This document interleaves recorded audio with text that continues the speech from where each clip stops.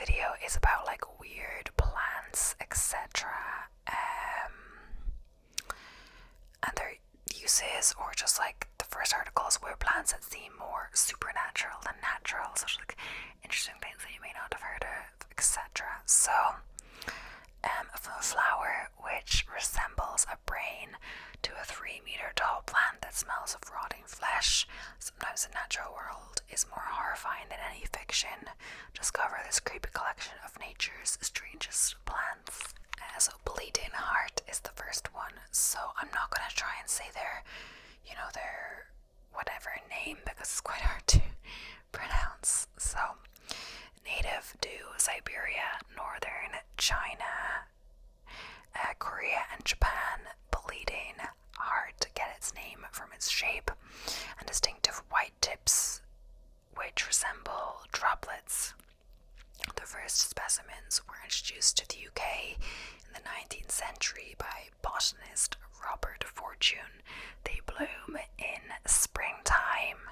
So, cockscomb, this bushy plant has dense, brain-like flowers, nicknamed wallflowers or brain celosia. Despite its unsettling appearance, cockscomb has a rich history in traditional medicine. It's been used to treat everything from headaches to menstrual cramps. So, Japanese bloodgrass. Koken grass, or Japanese bloodgrass, earns its name from its blood red spikes. A perennial plant, Japanese bloodgrass is popular with gardeners for its bold color, but beware though, any variety of koken grass without the red tips is highly invasive. It's also very flammable, burn at higher temperatures than native grasses, which can lead to wildfires. So the next one has an interesting name. It's called witch's hair. So, witch's hair, also known by the equally spooky name of strangleweed, and the less scary dodder, is a genus of over 200 different parasitic plants. It is native to tropical climates, but also appear in temperate areas, including the UK. Cuscata's name is often identifiable as a massive green, brown, or orange spaghetti-like substance emanating from other trees. It lacks chlorophyll, so it needs to feed from other plants, not unlike a vampire, to reproduce. Even stranger, Cuscata can identify the plants around it based on smell alone. So, basil, I'm not sure how basil is, which like but are supernatural. This popular kitchen herb may be more commonly associated with sauce than sorcery, but this hasn't always been the case. Victorian florography, the practice of assigning codes to flowers to send messages via bouquets and arrangements, also calls the language of flowers, associates basil with hatred. This link comes from the ancient Greeks, who felt the plant's leaves resembled a basilisk's opening jaws, like from Harry Potter. Maybe you'll pause before sprinkling your friend's pizza with this hateful herb next time. No, I do quite like basil, like, tomato and basil sauce, etc. Pesto, but we have basil plants in the kitchen, but they have some kind of disease or something where they're basically their leaves shrink up. I don't know, my mom calls it like a certain word. She knows all the words for the diseases, but something like that. I don't know what's happened, but honestly, she was always saying not to use so much of them so it doesn't kill the plant, so I never really used much. I never really, except maybe when I was really young, got to actually make pesto, like proper pesto. Whenever I make like a pesto, I'm gonna say that with quotation marks. I'm not actually gonna do the quotation marks because I'm holding the recorder with one hand and my laptop with the other, because when I film my room I don't actually have a table. I do have a table, but it's not the right angle. So the table is in the way if I would film a video. So basically I have to hold my laptop on my lap and kind of keep a hand on it basically. But either way, my pesto quotation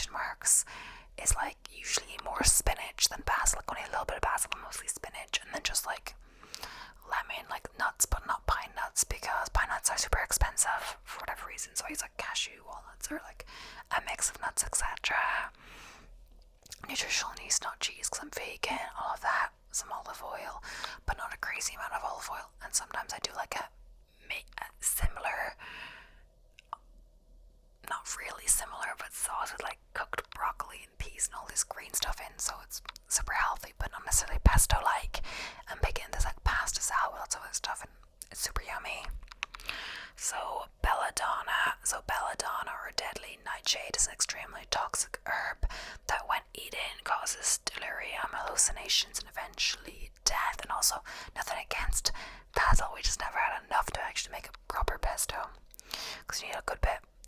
Belladonna literally translates to beautiful lady, and during the medieval period, women used the berry's juice to dilate their pupils to appear more attractive. It says, do not try this. Deadly nightshade has also been the poison of choice throughout history and literature. Its reputation led to the belief that witches could use it to fly. Belladonna belongs to the Solange nightshade family, which includes tomato, potatoes, and eggplants.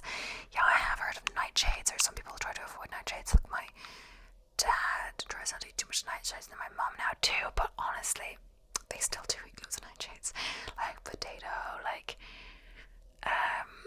tomato, like aubergine as well, or eggplant, but I never think of that when I'm making like a dinner, etc.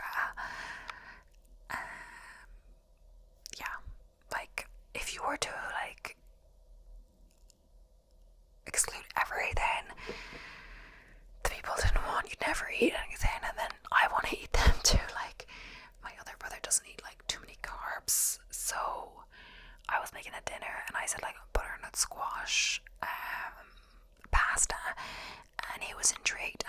Then later I kind of thought that maybe he thought I meant butternut squash, like a pasta quotation marks, but just like stuff from butternut squash. But no, I meant regular pasta with the butternut squash, like creamy sauce with coconut milk. But yeah, I don't know, he's got something against carbs or like low carb, but I'm a runner, and yeah, I eat loads of carbs, all the carbs.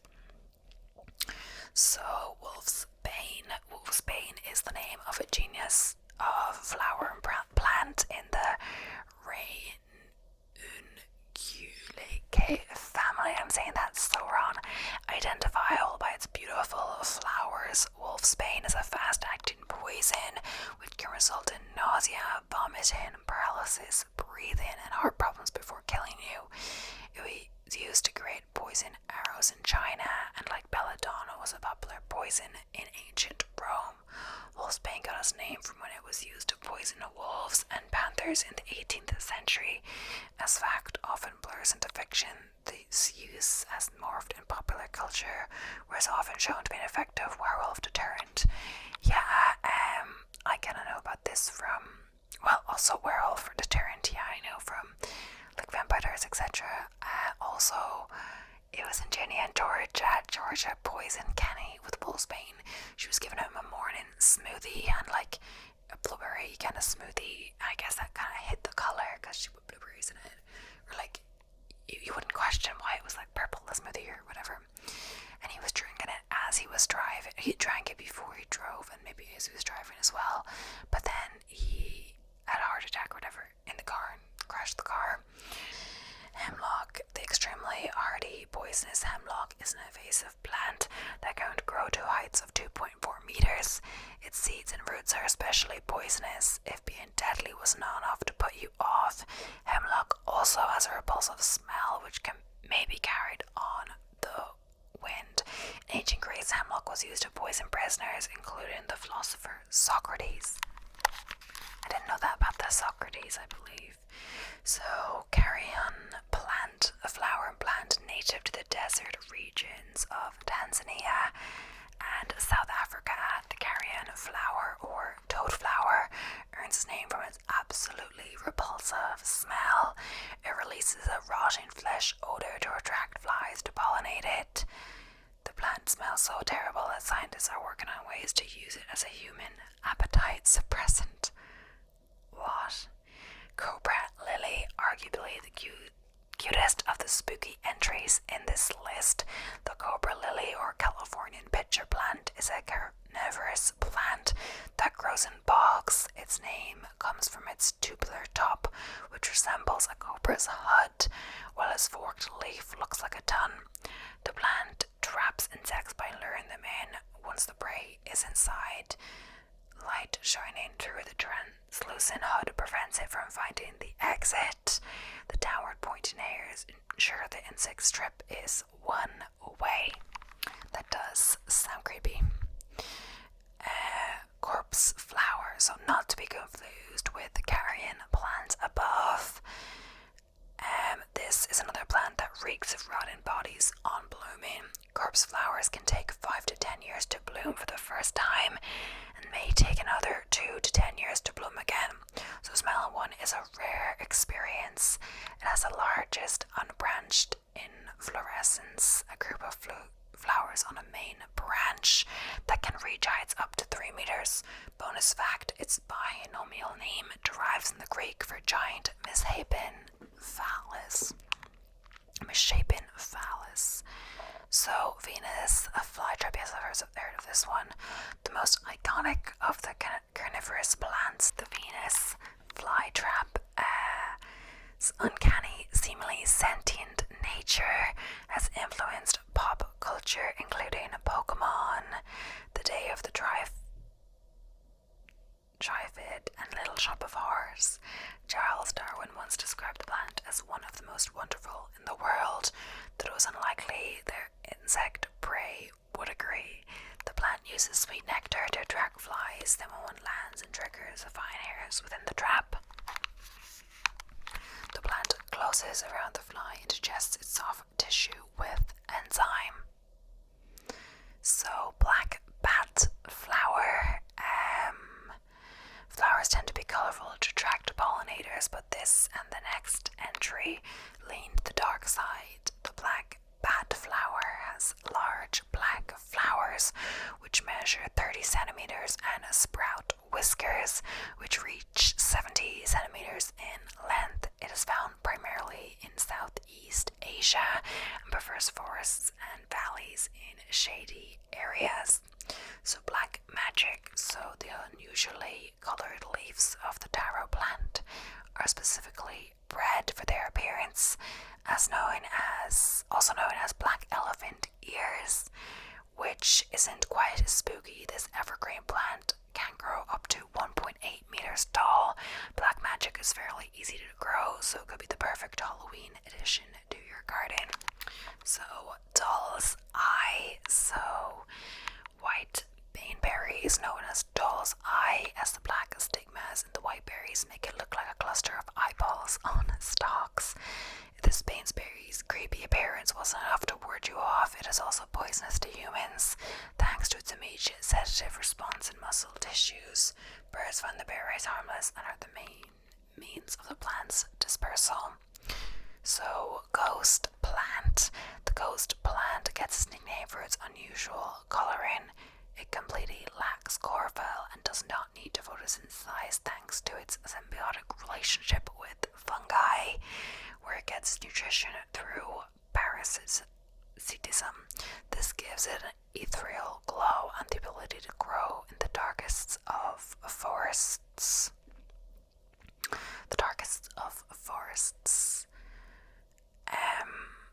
So unique plants that will blow your mind. Baseball plant, where it's found South Africa.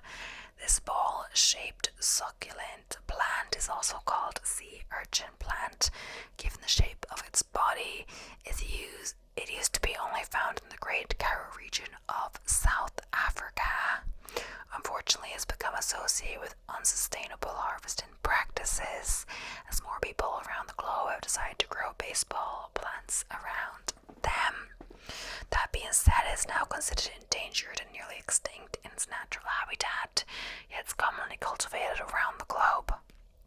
Fortunately, some botanical gardens and nurseries have started to grow this plant to ensure that it no longer needs to be obtained from the wild so that it does not become extinct. Dragum arum, Mediterranean region. Keep your nose plugged because we got another stinky plant to talk about. This herbaceous perennial is native to rocky slopes in the Mediterranean, and like some of the flowers in this list, it also produces a highly unpleasant fragrance from its maroon blooms. Because of its stench, it's also known as voodoo lily, dragonwort, or stinky lily. So, Hydorna africana, so where it's found. Swaziland, Ethiopia. This is certainly one of the most bizarre looking plants in the world, and it's also one of the most aggressive. It has an appearance similar to fungi, that is until the flower opens. At this point, the plant transforms from a leafless brown-grey plant to something that looks more like an animal than a plant, and it certainly acts like one too. So the parasitic perennial opens up to have warty, worm-shaped outgrowths that present beetles and other insects with a trap they can't escape, and serves as pollination for the flower. While this is also a smelly plant, it is an edible fruit that is loved by many animals, including jackals, baboons, porcupines, moles, birds, and even humans. Apparently, it makes for a tasty dessert when mixed with cream. It can also treat conditions like diarrhea, dysentery, and acne. Giant water lily. So it's found in South America. Well, it's also known as Amazon water lily, royal water lily, and Amazon water planter. Giant water lily does this plant justice given its huge floating lily pads. As the largest member of the water lily family, it has pads that span up to 8 feet across. This is all thanks to the fact that the plant grows rapidly, up to 20 centimeters in a day. Unlike many of these other plants, it has pink blooms that have a beautiful sweet pineapple-like scent. It's a little nicer too. It has flowers that open and close, trapping beetles overnight before releasing them to complete the pollination process the next day. So, elephant foot yam. It's found in Madagascar, India, China, Taiwan, Philippines, Malaysia, Indonesia, Papua New Guinea, Australia. So here's yet another plant that earned the nickname corpse flower. However, unlike most of these other plants, elephant foot yam is also valuable and highly nutritious fruit crop in many areas around the world. Its flower can be eaten too. As the name suggests, the plant is rather large and looks like elephant's foot, so the whole corpse flower could be multiple flowers that have that. With Shikia mirabilis, where it's found Namib Desert in Namibia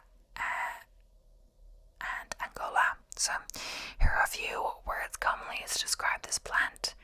Unique, bizarre, unique, one of kind, and special. It truly is unlike anything else found on this planet, even though it just contains a stem, base, root, and 2 leaves. The interesting thing about this plant is that on average they live around 500 to 600 years, and some of the largest specimens are estimated to be more than 2,000 years old. So, vegetable sheep, where it's found in New Zealand. Its name truly says it all. This plant looks like a sheep. It's a cushion plant that has woolly appearing leaves. The plant survives in the harsh rocky areas of New Zealand because it has an interior that serves like a sponge to keep the plant thriving even with very little rainfall.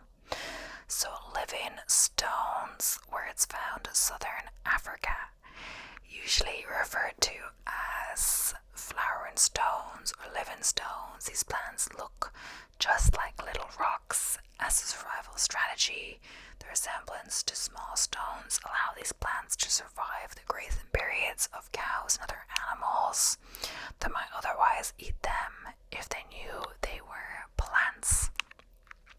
Another survival adaptation lithops have is that they have a tremendous capacity to store water, which allows them to survive in harsh, arid areas that only receive moisture from mist and fog.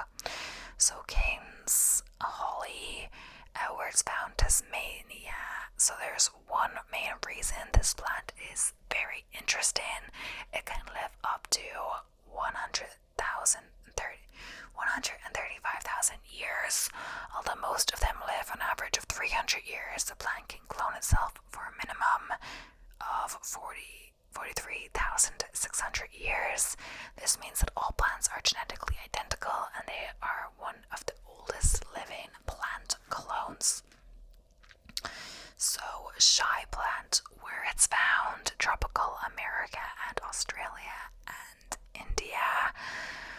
also known as the touch me not, live and die, shame plant, and curiosity plant. This unique plant does what the name suggests.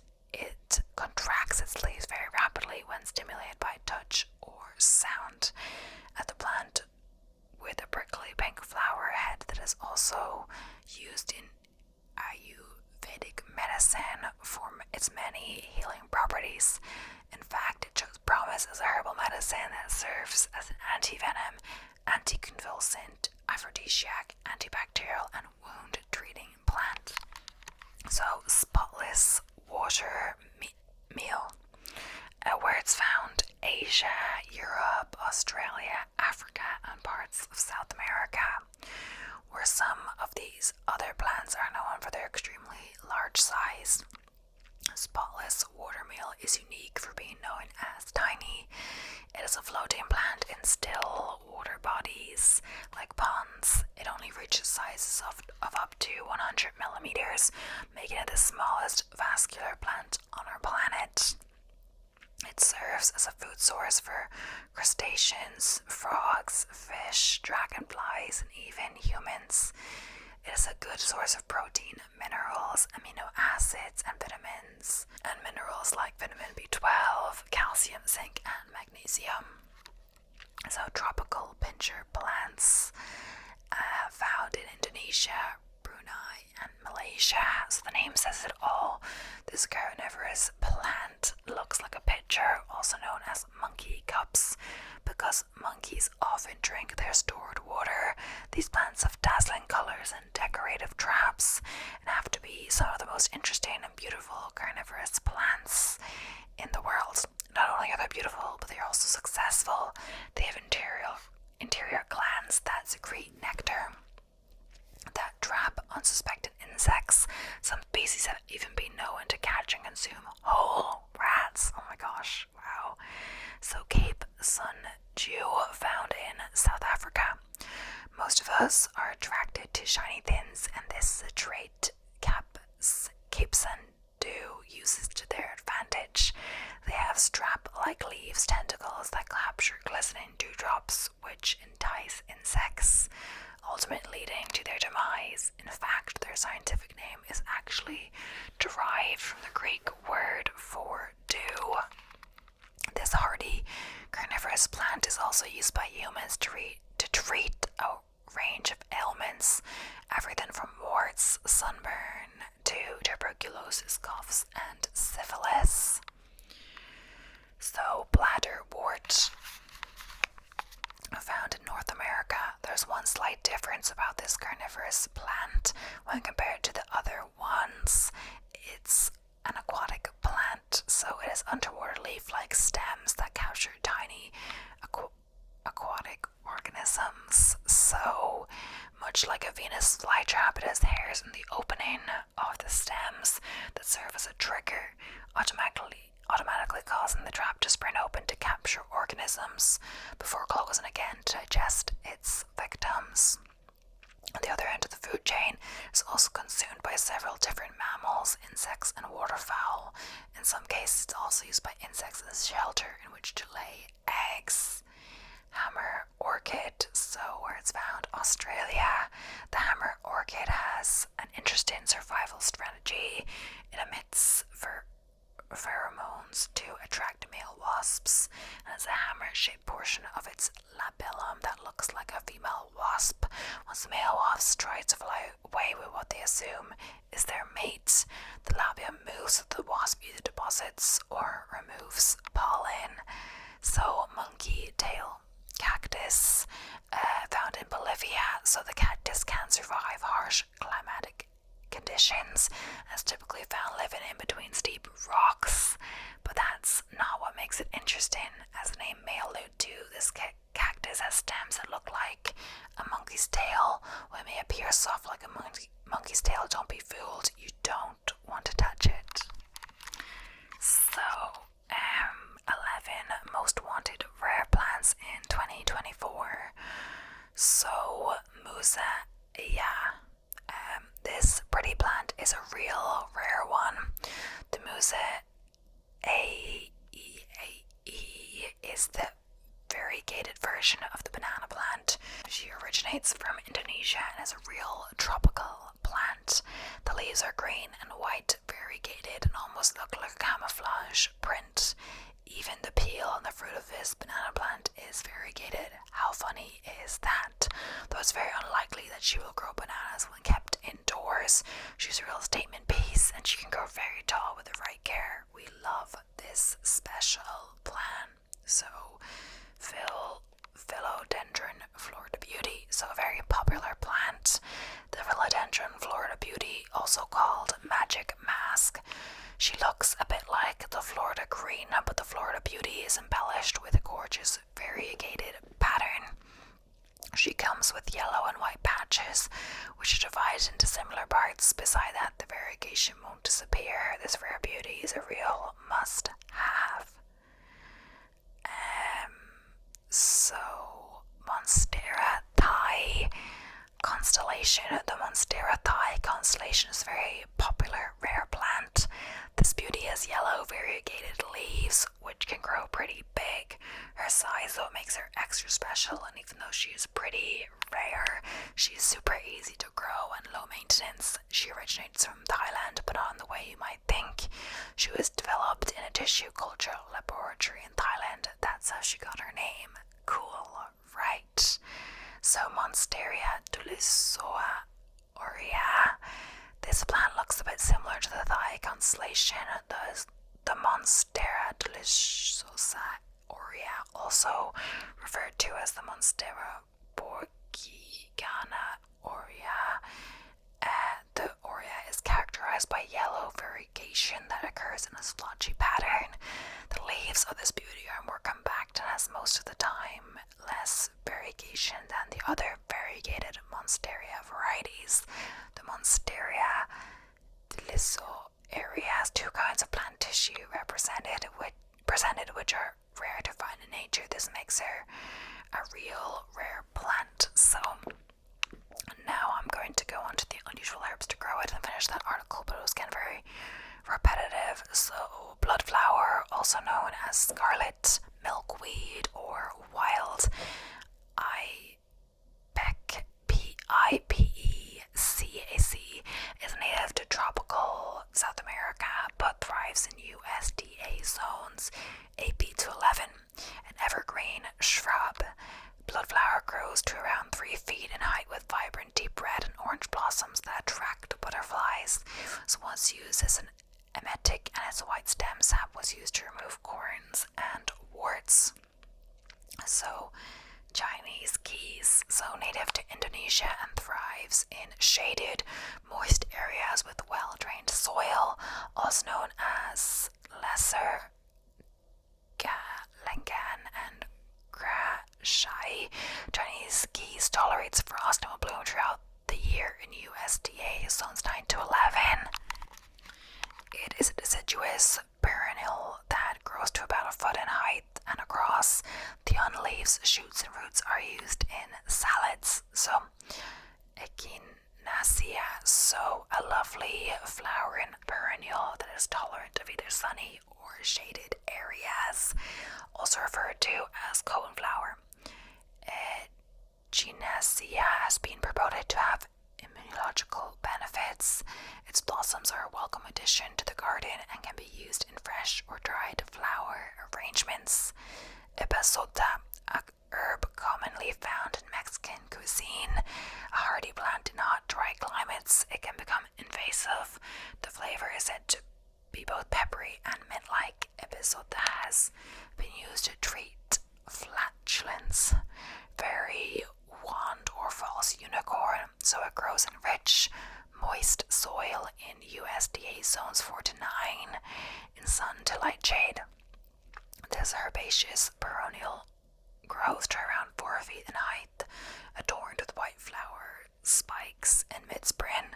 The Native Americans chewed on fairy wand rhizomes to count pregnancy and other female reproductive issues.